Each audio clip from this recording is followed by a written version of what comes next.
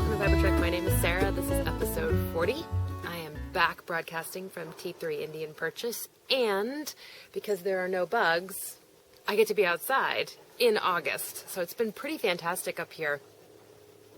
Hot and sweltering, but able to offset that with, well, I say hot and sweltering, but that of course is all relative. So hot and sweltering to me is like 88 into the 90s, low 90s. But we are missing a huge component of the North Maine woods, which is bugs. And it is a rare occasion that I can sit outside and not be pestered. There are a number of nuthatches you may see flying behind me. I have a couple fledglings that have been just hysterical this year. Twice, the little one we named Chublet, and twice he's flown into Rob and like bounced off his chest. He hit my mother in the head the other day. We had her fly fishing vest hanging on the rail here, and he was like popping up through the armholes and looking out. He's very gregarious and very bold, and he may actually fly in. Anyway, I still think he's learning about his flight. He does love to get on the suet feeder, which is over here, and recently discovered that he can go upside down. So there's a bird feeder here, and he like fell off this ridge into there. He's just been a real clown. So anyway, he may come flit by. Hopefully he'll land appropriately. Though it'd be very cool if he landed on my head. So let me get my show notes. I put them down on the porch, of course. They're doing some work across the pond. Of course, sound travels pretty well, but I'm going to, I think, stay outside. I'm hoping the light is okay. All right, so welcome to new and returning viewers. So glad you took some time to invest in the podcast. And also, thank you, as always, thank you for the great connections on social media, through Ravelry, in person, and reaching out and offering up your own resources and asking good questions and contributing to the threads on the board. So thank you so much. It certainly doesn't go unnoticed, and I've had a little bit more time before I start school here to really dig in deep to some of the work that's happening in the Shackleton thread, which I will talk about later. I don't know if you can hear the clock, but it's noon. I always forget to say this, and mostly because I never write it down in my show notes and I just kind of launch into my works in progress. But you can find me on Ravelry. There's a group, Fiber Trek, and you can find me on Instagram, Fiber Trek TV. I am on Facebook as Fiber Trek, but typically I don't do a ton of posting there, just the episode thread. And then also there's the blog, fibertrek.wordpress.com, I think. So those are some avenues for you to maybe access other Fiber Trek related content.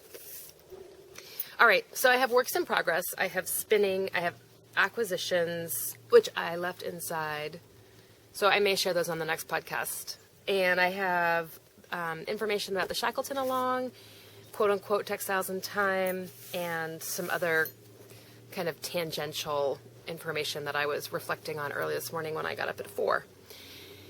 And I thought would be interesting to pull into the podcast. So let's start with works in progress. I'll put this to the side. I'm still working on the Angostura by Ilse Teague, and I'm doing that out of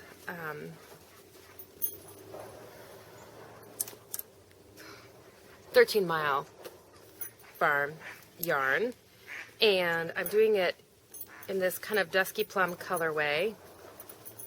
So this is a vest, and it has traveling cables, slip stitch cables. And again, I always have trouble because it's dark and it's overcast. But, so it has one center cable in the back, and it has 2 cables in the front that kind of accentuate up the bust line. So, yeah. So I haven't really worked on that at all since I last talked to you. I know I had this kind of like moment of, almost like an act of hubris where I was like, I'll have that done the next week and a half. And I haven't touched it. And mainly that's because I cast on, I went up a needle size for that, so I'm doing these in a size US 8. And I never say this either, but this is in my Annie little Skein and the Big Wool, Anna Green Gables bag, and I have her Mary Poppins bag and her Wild Things bag. So this is actually in Bling Your String. This was the fall retreat last year, Highlands on the Fly fall retreat. This was the signature bag for that. So I have in here Film Strip by Suvi Samola, and this is an asymmetrical shawl that I'm entering in the Yarns at Yinhu asymmetric cal. And I got this yarn at New Hampshire Sheep and Wool. I know you guys are all gonna like cringe. You're gonna have to like, maybe you won't cringe. Maybe you'll be like, hurrah! But I kind of cringed a little bit. This is in Foster Sheep Farm.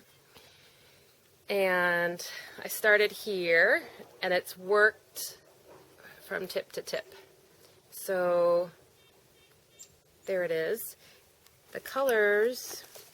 So this is a Romney Wensleydale.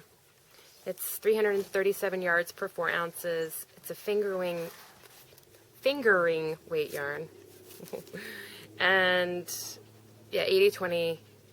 And she doesn't have a colorway on there, but you can't really miss these two.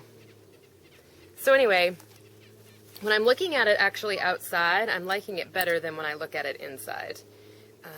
I'm not really sure I'll wear this, but maybe, I don't know. I really love knitting it. And I love each individual color, but I think for my monochromatic self, I don't know, I'm just pushing the edges of my comfort zone. Of course, here comes the sun. That's going to put me in shadow. Do you see the blue sky? It was just literally overcast like a half a second ago. But I'm going to push forward. So that's it for works in progress. I need to decide on a traveling work piece. I'm going to be paddling for 5 days, 4.5 days, 5 days. Over in Western Maine in the Rangeley Lakes region with the boy, and I just need to find something that will pack easy and I don't need to take any, well, I guess I could take a pattern. Sometimes I don't like to take paper. I just want to have my knitting and go for it. So I'm kind of thinking about that. I think that's it. I'm knitting, oh rats. I'm knitting I think this is a size 5. But I will have it in my project page if you have questions about. I haven't modified anything really, and that's the knitting. So Foster Sheep Farm and 13 Mile on the needles. For spinning, which is kind of a spinning acquisition, I picked up my fleece at Starcraft Fiber Mill. I actually helped Janny mill it, which was wicked fun. So I picked out one of the colored fleeces from Flat. There's 3 islands, and this is the first year that they've done a release of hand spinning fleeces from Flat in a long time. So I had picked out, I know you're going to be really surprised, but a dark gray. There were a couple light grays, and I know, it's dark gray fleece. You're like, I don't need to see that. So,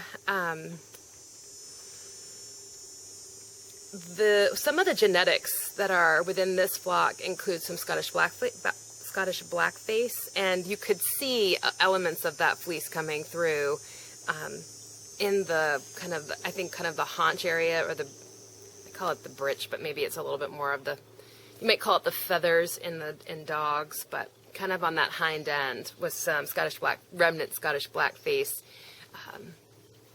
hair almost in the fleece. So I was so psyched, and as I was putting it on the carter, I would come across these pieces, and I would like split them up and save them, and then I would sprinkle them into the fleece so that there wasn't like kind of clumps of that, but it was interspersed, and it has these beautiful long hair, fleece hair. That's what I'm looking for. Anyway, fiber, there it is. Interdispersed in the fleece. So I was really psyched and really, really happy with how this fleece came out and how it's spinning up. So I think I ended up with around 3.5 pounds, maybe almost 4 pounds. The fleece was a little under 6, and I am planning for the majority of this fleece, I'm going to turn it into a 3-ply sport for a sweater. And I might even be convinced to turn it into a 3-ply sport DK weight and knit the baby cables and big ones too, because that is such a great pattern to showcase farm yarn and round yarn. So I don't know if you'll be able to see that, but this is the 3-ply.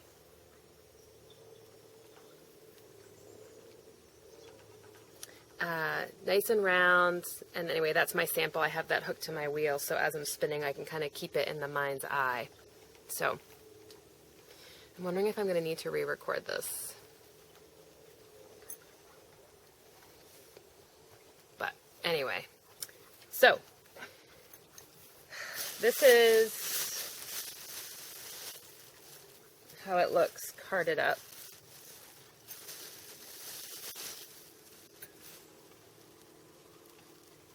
And again, I know, it's just gray fleece, Sarah. But all the same, I'm in love with it. And having kind of gone on my little fleece odyssey for the half along and working with some of the different fleeces and the different preps, this just feels like peanut butter sandwiches, you know? Some of the other stuff, it felt more kind of, it was a little bit rich here, it was a little bit this, it was a little bit that, I couldn't, you know, this just feels like, oh God, peanut butter, you know, yay, just do it. Just kind of, I don't know, a sense of nostalgia about it. I don't know, I just love it. I've sat and spun the other day on the porch for about, 5 hours, which based on how thin I'm spinning these singles, this could last me forever. Shiny Bees, Jo of Shiny Bees, when she interviews prominent dyers and people in the wool world, she has a specific question, and one of which is desert island skeins. And I was thinking about this the other day because I was like, gosh, what would I take? And it does kind of instill a sense of anxiety in me, and the reactions of her guests are funny. But I was thinking I would take a Nash Island fleece and raw and a spinning wheel. I would hand prep it and spin it and knit it and then, kind of deconstruct it, etc. So I was like, this is something that I think would be desert island worthy because there would be so many elements of the process that I enjoy involved with it. Anyway, so, but I was like, wow, what would I take? It was at that moment. And when I was working with this fleece, I was like, aha, this is what it is. Peanut butter sandwiches, just, you get it. It works. It's easy to pack. I'm full of metaphors lately, as you will see when we talk about Shackleton. Anyway, so let's talk about Shackleton. Let me get my notes. So there's been a lot of chatter in the thread. A lot of you have come to the thread with great projects, and I'm so excited. And this whole expedition is really evolving. One of my most favorite things about it is not only seeing the breadth of skill and projects people are taking on, but also all of the ridiculous Arctic, Antarctic, polar, expeditionary metaphors with knitting. And I wish there was some way I could give points for those because they're so much fun. It is half the reason I wanted to do it. So I know that Claire, New Hampshire Knits mentioned being the first person to go crazy and get eaten on this expedition, which is kind of a nod to some other expeditions gone awry. And people are talking about packing provisions and I use welcome aboard and the endurance. And so it's just been really fun to kind of talk in a language which we would never talk. Well, I would never talk in. I used the term Davy Jones's locker the other day. When do you ever get to say that? You don't. But here in this thread, I know it's a little pirate-esque. It's not quite explorer-esque. But anyway, I really enjoy the opportunity to kind of bring in some lingo that's not necessarily knitting related, but we can use it here in the thread.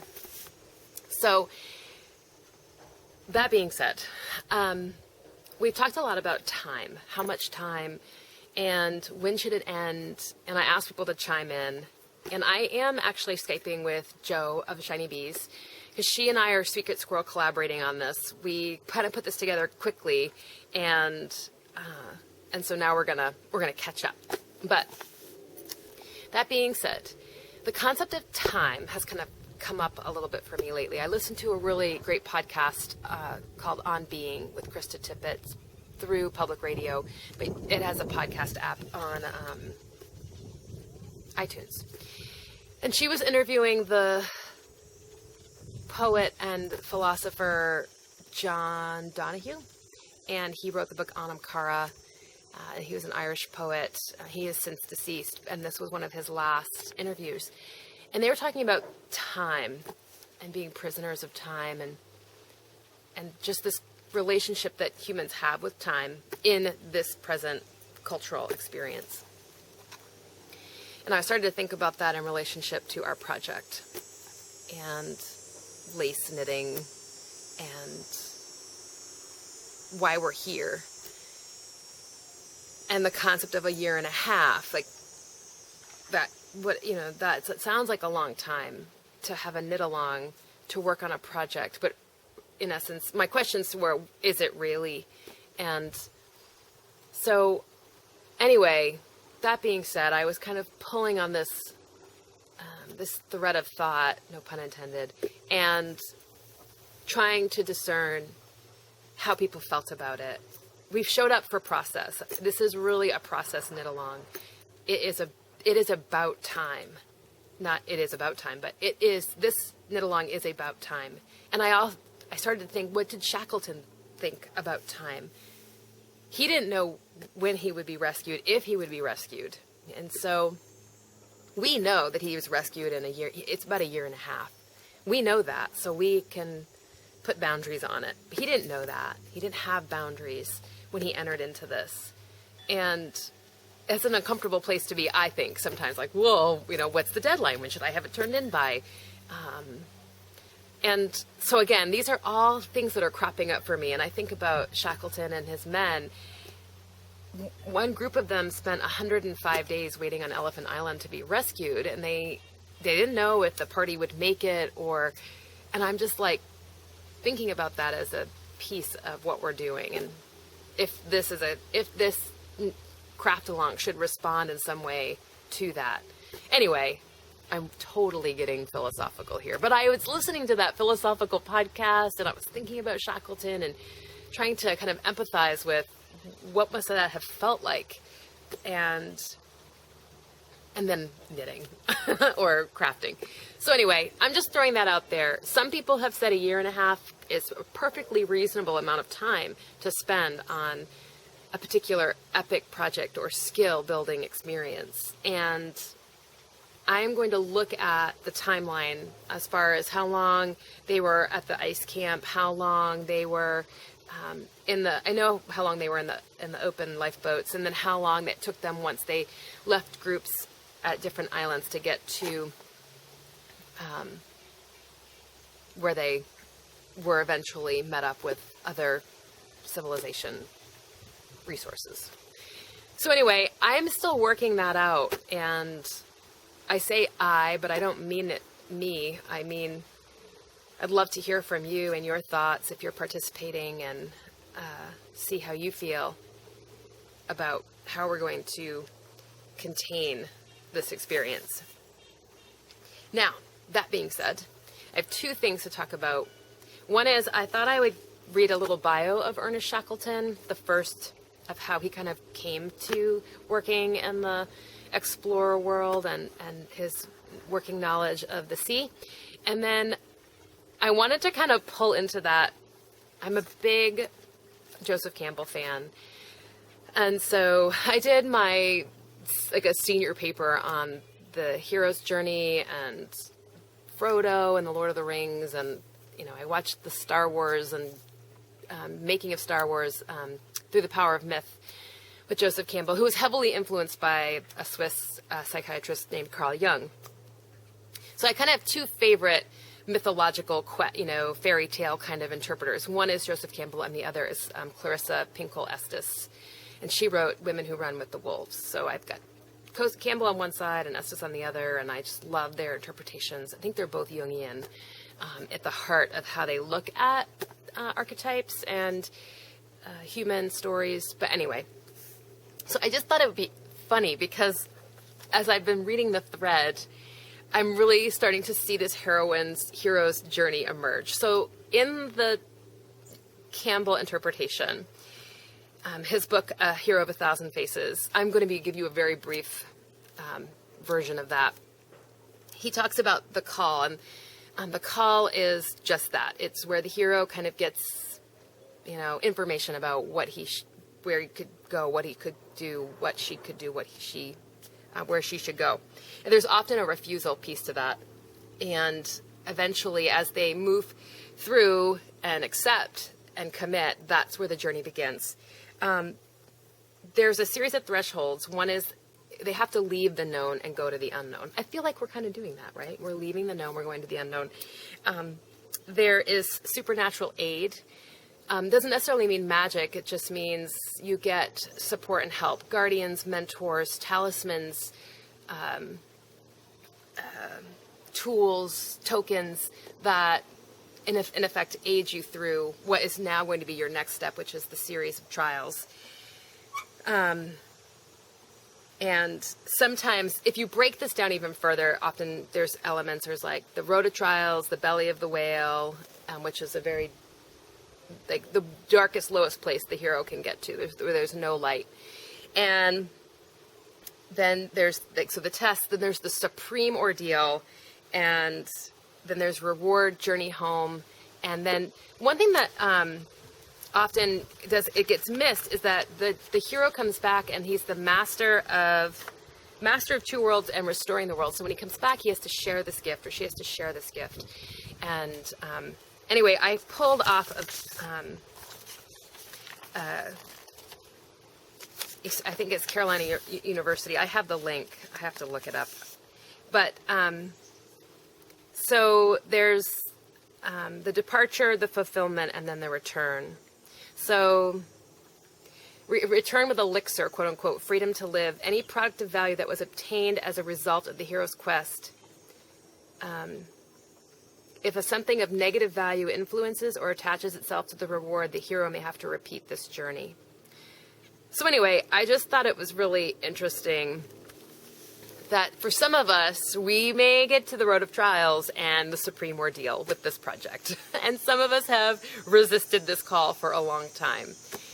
We've doubted ourselves, and now we're kind of take it up. So I think a lot of us are on the threshold, which is a great place to be. So in the meeting with the mentor, so refusal of the call, meeting the mentor, crossing the first threshold, the hero commits to the quest and begins the journey. So I would probably say right now a lot of us are right there at the first threshold. If you choose to align yourself with a little Jungian, philosophical, interesting perspective, you want to participate in that. Anyway, I was just thinking about this work that we're all doing, and again, playing with metaphors for fun. So anyway, that came up for me, and I just thought I would share with you some thoughts. The last piece of today is I'm just going to give you some information about Ernest Shackleton. I'm taking this right from Antarctic, I think it's southpole.com, and it really catalogs his whole life and all of his exploits in the South Pole. So Ernest Henry Shackleton was born at Kilkea House, County Kildare, on February 15th in 1874. The Shackletons originally came from Yorkshire. The founder of the family was Abraham Shackleton, a Quaker who moved to Ireland early in the 18th century and started a school at Ballytor near Dublin. Henry Shackleton, Ernest's father, was Abraham's direct descendant in the fourth generation. Henry tried to enter the army, but his poor health prevented him. Becoming a farmer instead, he settled in the green, fertile rolling hills of County Kildare at a place called Kilkea. Ernest's mother, born Henrietta Letitia Sophia Gavin, married Henry in 1872, bringing a touch of Irish blood into an otherwise pure Anglo-Irish lineage. Ernest's birth happened to coincide with the disastrous potato crop failure, so much a part of Irish history. This meant an agricultural depression and difficult times for farmers. Henry Shackleton was a survivalist and therefore abandoned his farm before it was too late. At the age of 33, Henry left his farm to Trinity College in Dublin and started a new career in medicine. In 1884, Dr. Shackleton crossed the water and settled in England. It was in suburban London that Ernest Shackleton spent the remainder of his boyhood years. Until the age of 11 and a half, Shackleton was educated at a home by a governess. He then went to Fir Lodge Preparatory School down the road from his home, Aberdeen House, in West Hill. In 1887, Ernest left Fir Lodge to go to Dulwich College. Henry desired for his son to enter the medical field, but Ernest would have no part of it. Longing for the sea, Ernest left Dulwich at the end of the Lent term in 1890, and on April 19th, at the age of 16, went to Liverpool and joined the full-rigger Hoghton Tower, owned by the Northwestern Shipping Company of Liverpool. Ernest's first experience at sea belongs to sailors' folklore. The Hoghton Tower was bound for Valparaiso round Cape Horn. They reached Cape Horn in the middle of winter and fought against storms for nearly 2 months before finally rounding the Cape. Battered by the seas, the Hoghton Tower reached Valparaiso in the middle of August. From there, she sailed to Iquique, Chile, where for 6 weeks she loaded nitrates. The Hoghton Tower returned to Liverpool at the end of April 1891 with food and water running out. It was a hard, difficult trip, especially for a 16-year-old novice. Shackleton went on to spend 5 years sailing to and from the Far East in America. In 1896, without much difficulty, Shackleton passed for first mate. In April 1898, he was certified as master. At the age of 24, he had qualified to command a British ship anywhere on the 7 seas. So anyway, I just wanted to give you a little peek into his background and how young he was when he started, and his call to the sea. Regardless, I mean, it's interesting that you have this strong family medicine background, and Ernest just signs on to a ship and bound for the Cape Horn, no doubt. There's lots of, if you listen to sea shanties and sea history, not naval history, but seafaring history, Cape Horn is legendary for being hard and difficult and massive loss of lives. I think that is going to do it. I know it was a rather quick episode with very little knitting, but again, I just wanted to play into the Shackleton along and give you a little bit of context for the work that we're doing. So I am starting school on the 31st. I see no reason why I shouldn't be able to podcast in 2 weeks. And I guess I will say farewell. Take care. Bye.